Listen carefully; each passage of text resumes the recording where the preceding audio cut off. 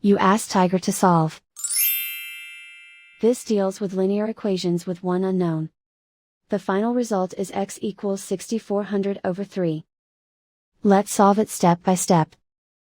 Simplify the expression. Combine like terms. Isolate the m. Multiply both sides by inverse fraction 4 over 3.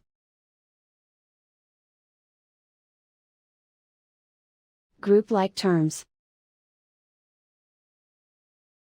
Multiply the coefficients. Simplify the fraction. Multiply the fractions.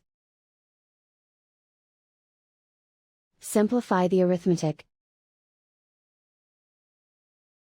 And so the final result is x equals 6400 over 3.